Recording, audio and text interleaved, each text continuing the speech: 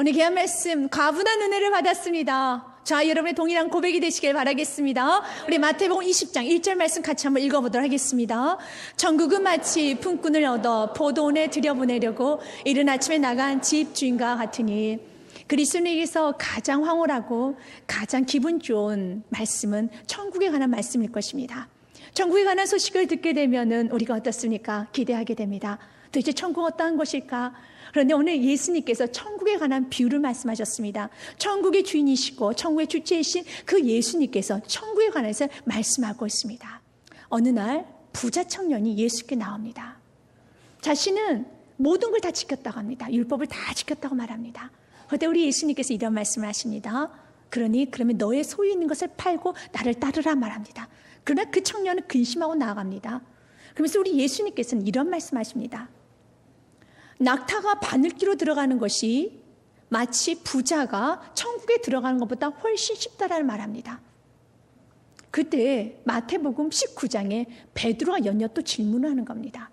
27절 말씀은 이렇게 질문합니다. 이에 베드로가 대답해 이르되 보소서 우리가 모든 것을 버리고 주를 따라 싸운데 그런지 우리가 무엇을 얻으리까? 그 당시에 부자는 하나님께서 주신 복의 상징이었습니다. 그렇듯 여기에 나온 그 부자가 어리석게 참으로 못된 일을 해가면서 벌어들인 그런 부자가 아닙니다. 정당하게 돈을 벌었습니다. 또한 정당하게 적절한 그러한 선도 베풀었습니다. 그런데 그런 부자를 할지라도 열심히 산 부자를 할지라도 천국에 들어가는 것이 낙타가 바늘기로 들어가는 것보다 훨씬 어려워라는 말합니다. 도대체 누가 천국에 들어갈 수 있냐는 것입니다. 어떻게 누가 천국에 들어갈 수 있느냐? 그런데 베드로는 이런 생각을 했어요. 나는 모든 걸 버리고 주님을 따랐더라면 나는 천국에 들어갈 수 있지 않나? 나에게 무엇인가 주어지지 않을까? 라고 그는 생각하면서 우리 예수님께 대질문을 한 겁니다. 우리가 모든 것을 버리고 주를 따랐사온데 그런즉 우리가 무엇을 얻으리까? 주님, 그래도 우리는 무엇을 얻을 수 있겠지요? 우리는 무엇인가 있겠지요? 질문합니다. 그런데 베드로의 그 질문이 너무 무색할 정도로 예수님 이런 말씀하십니다. 먼저 된 자가 나중되고 나중된 자가 먼저 될 것이다. 19장 마지막 절 말씀입니다. 그리고 난 후에 오늘 본문 말씀 마태복음 20장에 포도원의 비유를 하십니다. 그런데 이 포도원의 비유가 천국에 관한 비유인데 천국의 외형을 나타내는 비유가 아닙니다. 어떤 자가 천국에 들어갈 수 있으며 이 세상에서도 어떠한 자가 천국을 소유할 수 있는가 심령에 관한 말씀이었습니다. 비유라는 것은 너무나도 큰 진리를 누구나 쉽게 알 수 있도록 이 세상에서 누구나 쉽게 경험하는 것을 가지고 와서 예를 들어 설명하는 겁니다. 그 당시에 포도원과 품꾼에 관한 비유는 이스라엘 백성들은 너무 쉬운 그 당시의 상황이었습니다. 어느 날 포도원의 주인이 이제 품꾼을 사서 이제 포도원에 여러 가지 일을 시켜서 품꾼을 사기 위해서 바로 인력시장에 나가는 그 장면인 겁니다. 어렵지 않습니다. 그래서 오늘 본문 말씀 20장 1절 말씀에 이렇게 되어 있습니다. 천국은 마치 품꾼을 얻어 포도원에 들여보내려고 이른 아침에 나간 집주인과 같으니 그랬습니다.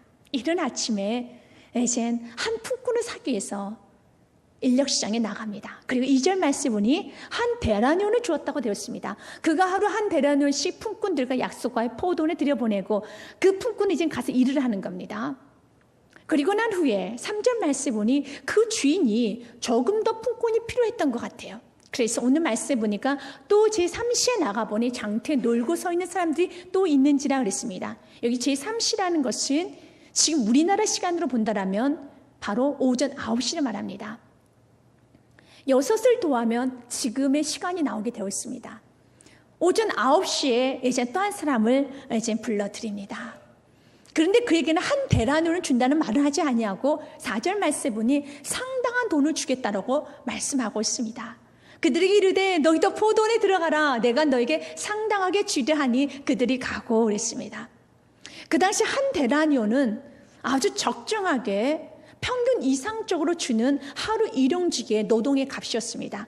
그렇다면 그는 감히 9시에 그가 선택되었기 때문에 한 데나리온은 받을 거라 생각하지는 못했고 그러나 어느 정도는 받을 수 있겠지라고 생각했을 것입니다. 그런데 그 포도원의 주인이 더 품꾼이 필요했던 것 같았습니다. 그래서 5절과 6절 말씀이 또 인력시장에 나갑니다. 제6시와 지금으로 말하면 12시, 제9시, 오후 3시를 말합니다. 또 나아가 그와 같이 하고 6절 말씀에 보니 제11시도 나가는 거예요. 제11시라는 것은 오후 5시를 말합니다. 그 당시 팔레스타인에서는요, 오후 6시까지만 일을 하게 되었습니다. 그렇다면 그는 1시간밖에 남지 않았습니다. 그런데 제11시에도 그 포도원 주인은 나가는 겁니다. 포도원 주인은요, 참 인자했습니다. 참 여유로웠습니다. 그래서 1시간밖에 일을 시키지 못하는 것을 알매도 불구하고 제11시에 나가서 한 사람의 품꾼을 찾아옵니다. 제11시 나가보니 서 있는 사람들이 또 있는지라 이르되 너는 어찌하여 종일토록 놀고 여기 서 있느냐. 7절 말씀 같이 한번 읽어보도록 하겠습니다. 이르되 우리를 품꾼을 쓴 이가 없음이니이다. 이르되 너희도 포도원에 들어가라 하니라. 오늘 이 포도원과 품꾼의 비유는 포도원의 주인은 바로 우리 하나님을 상징하고 있습니다. 그리고 포도원은 우리가 들어가야 될 천국, 또한 이 땅에서는 바로 예수님을 주로 고백한 교회라고 할 수가 있습니다. 일꾼은 저와 여러분 성도를 말합니다. 우리가 첫 번째 우리가 알아야 되는 것은 그 주인이 품꾼을 선택하듯이 하나님이 우리를 선택하는 겁니다. 하나님께서 우리를 선택하시며 하나님의 온전한 주권에 의해서 우리가 선택을 받은 것입니다. 그런데 선택은 받긴 받았는데요, 어떤 사람은요 오전 9시 아니 이른 아침에 일단 오후 3시에 12시에 그리고 오후 5시에 선택받은 사람도 있습니다. 이 부분에서 찰스 스펄전 목사님 이런 말합니다. 바로 하나님께서 부르실 때 어릴 때 부르는 사람도 있고 청소년식에 부르는 사람도 있고 또 성인이 다 돼서 부르는 사람도 있고 어떤 사람은 죽기 일보 직전에 부르는 사람도 있다. 그러면서 죽기 일보 직전에 불렀던 대표적인 인물이 우편 강도일 것입니다. 그런데 어떤 어리석은 그리스도인들은 그 제일 마지막 5시에 부른 사람을 너무 좋아하는 거예요. 야, 제일 운이 좋다. 1시간만 일하고 한 대라니요? 1시간 내가 마지막 때 불러서 천국 간다. 너무 좋다. 우편 강도가 최고로 좋다. 그렇게 로망으로 삼는 어리석은 그리스도인도 있습니다. 진짜 여러분 5시 선택받은 사람이 그렇게 좋아 보이십니까? 그 당시 인력시장에서는요, 누구나 다 간절히 원할 겁니다. 날 좀 선택해 줬으면 좋겠다. 그런데 어떤 사람 선택이 되어 갑니다. 어떤 사람 선택이 되어 갑니다. 여전히 난 남아있습니다. 5시까지 남아있을 때 그 얼굴과 그 인생과 그 영혼은 피폐해지는 겁니다. 소망을 다 잃어버립니다. 가슴은 너무너무 무너지도록 아픕니다. 그러면서 마음 가운데 분이 나기도 해요. 내가 뭐가 모자랐는데 왜 나는 선택하지 않은 거야? 내가 뭐가 모자라서 왜 나는 이렇게 선택받지 못한 거야? 자신 자기를 자학해보기도 합니다. 신경질 내봅니다. 그리고 잘 보이게 해서 자신은 건강하다는 걸 표현하기 위해서 운동도 해봅니다. 땀도 흘려봅니다. 그리고 계속 선택을 받지 못합니다. 근데 오늘 말씀에 그 주인이 포도원에 들어갔었을 때 품꾼들 향해서 이렇게 말을 합니다. 너는 왜 놀고 있느냐? 그리고 오후 5시에 부른 사람에게는 너는 하루 종일 놀고 있느냐? 하나님 보시기에 하나님 앞에 들어오지 않는 자는요 다 노는 인생들입니다. 다 무가치한 인생들이라는 겁니다. 너 왜 놀고 있느냐?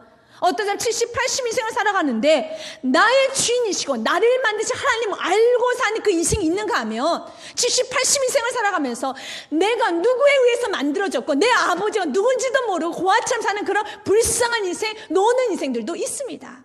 그럼 뭔가 열심히는 하죠. 그런데 그 열심히 하는 것이 아무런 의미 없이 마치 혼자 사람들에게 잘 보이게 해서 땀을 흘려가면서 운동을 하는 그 참으로 불쌍하고 초라한 그 인력시대의 마지막까지 남은 그 품꾼처럼 이 세상에서 나름대로 자기를 자랑하고 자기를 가꾸고 열심히 뭔가를 찾아갑니다. 그러나 70, 80이 지나면 누구든지 한 줌의 흙으로 돌아가 버립니다. 그런데 흙으로만 돌아가는 것이 아니에요. 오늘 이 말씀은 천국에 관한 비유입니다. 끝나는 것이 아니라 선택받지 못한 자도 있는데 마지막에 선택받는 건 은혜라는 것입니다. 너가 5시에 선택받은 은혜인데 어리석은 사람들은 그 5시에 선택받는 걸 로망으로 삼아요. 하나님을 알지 못하고 사는 인생은, 나를 만드신 창조주를 알지 못하고 사는 인생, 내 아버지도 모르고 사는 그런 무식한 인생들이 어찌 그것이 로망이 되고 있습니까? 진짜 자유인들은요, 선택받은 사람 진짜 자유입니다. 사랑하는 여러분, 이 은혜가 저와 여러분의 영원히 있으시길 바라겠습니다. 그런데 문제가 생겼어요. 오늘 우리 예수님은 본격적인 핵심의 부분으로 들어가고 있습니다. 임금을 주는데 그 인자하신 그 주인을 향해서 어떤 사람은요, 아주 불의하다고 속에 화가 나가지고 어찌할지를 모르고 있습니다. 8절 말씀은 이렇게 되어 있습니다. 점을 매. 이제 일이 다 끝났습니다. 우리 인생으로 본다라면 내가 이제 눈을 감아야 될 시간이 되었죠. 신앙생활 10년 했습니다. 20년 했습니다. 이제 어느 정도 성숙함 맞춰줘야 될 시간이었어요. 여러분, 끝마무리를 잘 주셔야 돼요. 여러분, 끝마무리 하나님과요 서로 원수돼가지고 여러분 이 세상 끝내지 마십시오. 그런 자들이 있다라는 거예요. 신앙생활 잘하다가도요, 마지막 때 하나님과 등지고 가는 인생들이 있다라는 겁니다. 도대체 어떻게 이런 일이 있을 수 있어? 이런 일이 있을 수 있습니다. 그래서 먼저 된 자가 나중 된다는 말씀이 있는 거예요. 오늘 예수님께서는 본격적인 이 비유의 핵심으로 들어갑니다. 점을 매 포도원 주인이 청주에게 이릅니다. 품꾼들을 불러 나중 온 자로부터 시작하여 먼저 온 자까지 싹쓸 주라 라고 말합니다. 그리고 나서 9절 말씀 보니 가장 나중에 온 자, 오후 5시에 온 자에게 한 데나리온을 줍니다. 그러면서 이제 가장 먼저 왔던 자, 아침 일찍부터 선택받아서 온 자는요, 어떻겠습니까? 마지막으로 온 자가 한 데나리온을 받았으면 나는 못해도 10데나리온은 받겠지라고 생각했을 것입니다. 그런데 10절 말씀 보니 이렇게 되어 있습니다. 먼저 온 자들이 와서 더 받을 줄 알았더니 그들도 한 데나리온씩 받는지라 그랬습니다. 우리가 마태복음 20장 1절과 2절 말씀을 보면은 정확하게 기록되어 있습니다. 아침에 일찍 들여보낸 자에게는요, 먼저 계약서를 썼습니다. 내가 너를 품꾼으로 살 때 내가 내가 한 데나리온을 줄 것이다. 그때 그가 감사합니다 했습니다. 그런데 그는 생각에 더 받을 줄 생각했습니다. 한 데나리온만 그 주인이 줍니다. 그리고 났더니 어느 말씀, 그 다음 절 말씀은 이렇게 되었습니다. 11절과 12절 말씀에 받은 후 집 주인은 원망하여 이르되, 12절 같이 한번 읽어보겠습니다. 나중 온 이 사람들이 1시간밖에 일하지 아니하였거늘 그들은 종일 수고하며 더위를 견딘 우리와 같게 하였나이다. 지금 그 먼저 온 자들은 이런 생각을 했을 것입니다. 그 포도원의 주인이 5시 온 사람에게 한 데나리온을 건넸었을 때, 야, 정말 과분한 은혜를 줬구나. 맞아. 참, 저 주인 인자하다. 저 주인 멋지다. 그러면서 서로 수근거렸을 것입니다. 야, 저 5시 온 사람은 과분한 은혜 받았어. 야, 진짜 과분하게 받았어. 야, 그리고 그 주인 정말 괜찮다. 그런데 본인에게 있어서 그 주인은 원망의 주인이었습니다. 아주 자기를 힘들게 하고 혹독하게 하는 아주 불의한 주인으로 그는 지금 맞아들이고 있습니다. 도대체 이유가 무엇일까? 그래서 그 주인이 말을 합니다. 내가 너에게 잘못한 게 무엇이 있느냐? 여러분, 마지막 때 주님과 관계가 좋아야 됩니다. 여러분, 신앙생활을 하면서 어떤 그리스도인들은 주님과 사랑의 관계가 되어서 더 주님을 찬양하고 더 주님을 높이고 더 주님 앞에 감사로 가는 그런 그리스도인들이 있는데, 뭐가 못마땅해서인지 바로 이 품꾼처럼 하나님께서 원망합니다. 신경질을 냅니다. 그리고 하나님께서 비우실 것 같습니다. 그때 하나님 말씀하세요. 내가 너에게 뭘 잘못했느냐? 내가 너에게 뭘 잘못했느냐 이거예요. 도대체 너는 뭐를 원하느냐 이것입니다. 그래서 12절에 보면 이렇게 되어 있죠. 13절 말씀 보면 그 주인이 이런 말을 합니다. 주인이 그 종의 한 사람에게 대답하여 이르되, 친구여, 내가 내게 잘못한 것이 없노라. 내가 너와 한 데나리온의 약속을 하지 아니었느냐? 지금으로 말한다면 계약서 가지고 와봐. 너 지금 도장 찍었잖아. 한 데나리온 준 데서 감사하다고 했었잖아. 뭐가 문제야? 내가 너 구원했잖아. 내가 너 자녀 삼았잖아. 뭐가 문제야? 그런데 이런 관계 어떻습니까? 지금 하나님은 그 당시 지금 이 주인과 포도원 품꾼의 비유죠. 그 주인은 굉장히 좀 화가 난 것 같아요. 그래서 내가 내게 잘못한 게 뭐냐? 그 주인이 화가 났어요. 그리고 14절에 그 주인이 계속 이어 말합니다. 내 것이나 가지고 가라. 이건 싸늘한 대답이죠. 나중에 이 사람에게 너와 같이 주는 것은 내 뜻이니라. 너가 뭔데 나에게 이래라 저래라 하느냐. 나중에 언제게 내가 이렇게 주는 것도 내 뜻이야. 네 것이나 가지고 가. 신앙생활을 하면서 여러분 생활을 진단해 보셔야 돼요. 지금 하나님과 나의 관계가, 나는 끊임없이 하나님께 좀 원망을 하고, 하나님은 오늘 이 말씀처럼 네 것이나 가지고 가. 구원받았으면 됐지. 내가 너 자녀 삼아주면 됐지. 라고 하는데 굉장히 차갑고 아주 싸늘하게 대한다라면 도대체 내가 지금 무엇이 빠졌는가 기억하십시오. 그걸 찾아내야 돼요. 그걸 찾아내지 아니하면 안 됩니다. 지금 그 품꾼의 주인은 마음이 굉장히 속이 상했어요. 그래서 더 이상 말도 하지 않습니다. 내 것이나 가지고 가라는 거예요. 얼굴 보기 싫다라는 겁니다. 얼굴 보기 싫다라는 겁니다. 내 것이나 가지고 가라. 그러면서 15절에 그 주인이 한마디 더 합니다. 내 것을 가지고 내 뜻대로 할 것이 아니냐. 내가 선함으로 내가 악하게 보느냐. 내가 참으로 가난하고 내가 5시에 이렇게 어렵게 온 사람에게 내가 선을 베풀었다고. 욕심쟁이 너야. 너에게 선을 베풀지 않았다 해서, 너에게 좀 더 뭘 주지 않았다 해서 다른 사람에 주는 것을 너는 왜 그렇게 싫어하느냐. 오늘 이 비유는 천국에 관한 비유예요. 천국은 어떤 자들이 가느냐. 사랑하는 여러분, 옆에 있는 지체가 은혜 받고 축복받는 걸 기뻐하는 자가 천국 가는 겁니다. 기뻐하지를 못해요. 그러면서 이 말씀의 시작이 어떻게 되었습니까? 부자가 천국 들어가는 것은 바로 낙타가 바늘기로 들어가는 것보다 훨씬 더 어렵다. 그럼 누가 갈 수 있겠습니까? 아무도 가지 못해. 그럴 때 그 부자는 어떤 부자였습니까? 아주 성실하게 사는 부자였습니다. 아무도 가지 못해. 잘 발견했어. 아무도 가지 못해. 그럴 때 베드로 말합니다. 그러나 주님, 저는 모든 것을 버리고 주님을 뒤를 따랐습니다. 그럼 제게는 뭔가 있겠죠? 그때 우리 예수님은 먼저 된 자가 나중돼. 근데 아무리 봐도 자기가 좀 먼저 된 것 같아요. 근데 결론은 자기가 나중된다라는 거예요. 베드로야, 제자들아, 그리고 많은 사람들아, 기억해라. 천국은 내가 무슨 행위로, 내 공로로 들어가는 것이 아니다. 은혜로 들어가는 것이란다. 그 당시에 여러분, 가늠한 여인을, 예수님이 가늠한 여인을 용서했었을 때 베드로와 많은 제자들이 이렇게 말했을 것이다. 야, 과분한 은혜를 우리 예수님 베풀어 주셔. 가늠한 여인이 용서를 받는 거, 세리장이었던 삭개오 집에 예수님이 유하는 거, 귀신 들린 여인을 고쳐주었던 거, 난 병든 자를 고쳐줄 때는 과분한 은혜를 받았다 하지만, 과분한 은혜를 베풀었다 하지만, 베드로이 나에게 예수님께 다가올 때는 너무 부족해요. 과분하잖아요. 너무 조금해요. 아니요, 세상에 어떻게 이거밖에 줄 수 없어요. 그것은 무엇입니까? 내 안에 있는 공로의식, 내 안에 있는 특권의식. 저 가늠한 여인에게 베풀 때는 다 말합니다. 과분한 은혜를 받았어. 마치 오후 5시에 왔던 그 품꾼에게 한 대란을 줬었을 때는 다 같은 마음으로 과분한 은혜를 받았어.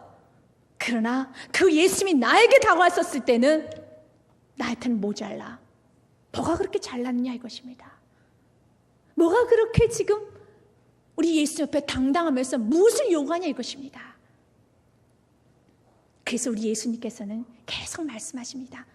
너가 다른 사람들에게, 내가 다른 사람을 선하게 대해주는 것을 보면서 너가 악하다 하느냐라고 말합니다. 이제는 우리가 그 5시에 품꾼으로 선택받은 사람들의 입장을 한번 가보도록 하겠습니다. 그 5시에 선택받은 사람은 정말 감사를 알았을 것입니다.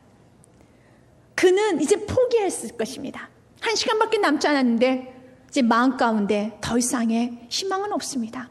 그런데 부유하게 생긴 주인이 와서 자기를 선택해 주는 거예요. 그때 그는 남은 1시간 동안 일을 할 때 어떤 모습으로 일을 했을까요? 정말 일을 찾아서 했을 것입니다. 싱글벙글했을 것입니다. 행복했을 것입니다. 주인의 얼굴 한 번 더 보려고, 여러분 정말 그 얼굴 한 번 비춰지면 그 주인의 뒷모습 봐도 너무 황홀해서 기뻐서, 그리고 6시가 끝나도 아쉬워서 더 일하고 싶었을 것입니다. 어디 일할 데 없나 더 찾아다녔다는 겁니다. 그런 자가 이 땅에서 천국을 소유하는 거예요. 주님은 우리 우리 모두가 천국을 소유하기 원합니다. 이 천국을 소유하느냐 소유하지 않느냐는 여러분의 심령에 달려있어요. 여러분 은혜를 잊어버리며 내 과분한 은혜를 받았다는 걸 잊어버린 순간에 여러분 지옥과 같은 삶을 사는 것입니다. 아침 일찍이 선택받은 사람은 선택받았을 때는 과분한 은혜를 받았다 생각했을 것입니다. 그는 이제 일찍 제일 먼저 선택을 받았기 때문에 너무 기뻐서 만약 그 당시 전화가 있었다면 전화를 했겠죠. 왜냐하면 집에서 기다리고 있는 아내 또한 자녀들이 이런 생각을 하잖아요. 우리 아버지가 일자리는 얻었을까? 선택은 받았을까? 그런데 전화가 왔어요. 있잖아. 세상에 내가 제일 먼저 선택받았다? 그랬더니 아내가 이런 말 합니다.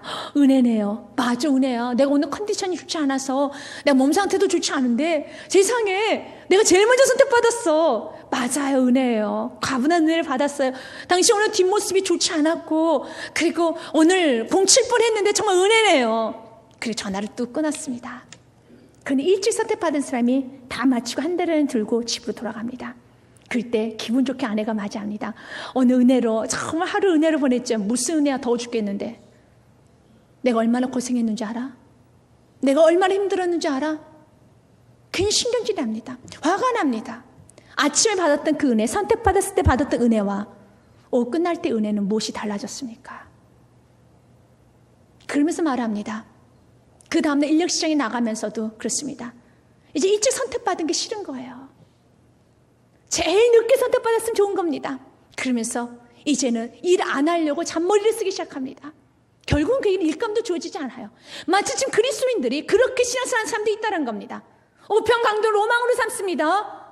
그리고 나서 이렇게 합니다. 감사를 잊어버립니다. 은혜를 잊어버립니다.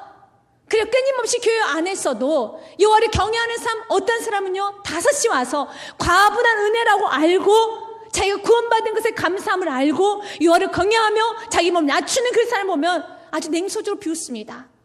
그런 사람들이 몸을 낮추면서 권면하면서 우리 같이 형제님 자매냐면 내가 왜 네 형제야? 내가 왜 네 자매야? 그걸 쌩하게 나가버립니다. 못마땅하게 생각합니다. 그러면서도 하나님 앞에 감히 하나님 존재는 부인하지 못하기 때문에 신앙생활 20년 합니다. 30년 합니다. 그것은 지옥이에요. 그래서 우리 예수님은 이렇게 마무리를 짓습니다. 먼저 된 자가 나중 될 것이다. 16절 말씀 같이 한번 읽어보겠습니다. 이와 같이 나중 된 자로서 먼저 되고 먼저 된 자로서 나중 되리라.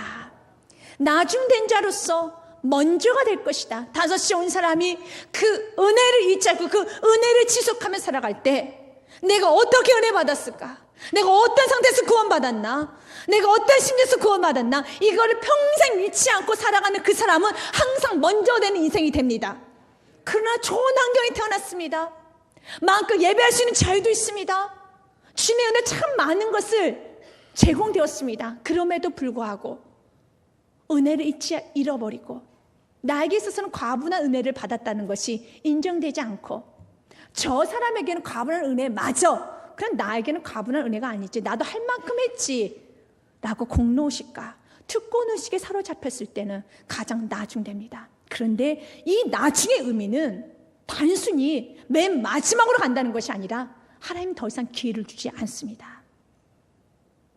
이것을 좀 이 세상의 관점으로 본다면 눈 감으라는 것입니다. 감사를 모르면 건강 걷어갑니다. 시간 걷어갑니다. 그리고 그가 진정 하나님의 자녀라면 끝까지 회개시킬 것입니다. 그러나 그가 회개하지 않을 때는 천국도 걷어갑니다. 아무리 열심히 살아도 내가 모든 것을 버리고 주를 따랐다 할지라도 은혜를 잃어버린 순간에 그 천국은 소유할 수 없습니다.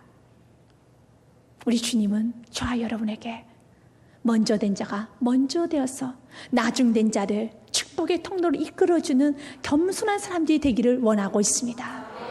그리고 나중에 온 자는요, 참으로 내가 어디서 구원받았다는 것을 알고 평생 겸손하게 과분한 은혜를 자랑하며 살기를 원하고 있습니다. 우편 강도가 가장 소원하고 가장 부러워하는 사람이 누구일 거라 생각합니까? 저와 여러분이에요. 우리는 은혜를 받고 표현할 수 있습니다. 그러나 우편 강도는 단 한마디도 주님을 위해서 헌신할 시간이 없었어요. 그는요, 단 한 번도 주님을 위해서 찬양이라는 걸 해본 적이 없었습니다. 그래서 지금도 천국에서 가장 부러워하고 있는 대상들은 예수님께 은혜 받고 이 은혜를 다시 한번 빚진 자의 삶으로서 주님 앞에 다시 영광을 올려드리는 저와 여러분처럼 헌신과 섬김의 삶을 살 수 있는 시간이 주어진 저와 여러분을 가장 부러워할 것입니다. 여러분 인생 몇 년 남으셨습니까? 2014년도도 이젠 3분의 2선이 지나갑니다. 여러분 시간을 아껴 쓰십시오. 주님께서 일찍 부르셨다라면 감사하며 더 열심히 사시길 바라겠습니다. 더 과분한 은혜 받았다고 여러분 고백하며 사시길 바라겠습니다. 일찍 불러서 공로의식과 특권의식에 잡혀서 그리스도인이 내가 신앙생활을 하면서도 참으로 지옥과 같은 삶을 삶으로써 여러분 인생이 피폐해지는 것이 아니라 날마다 과분한 은혜였습니다. 고백하며 나아가는 여러분의 삶이 되시기 주님의 축복 드립니다.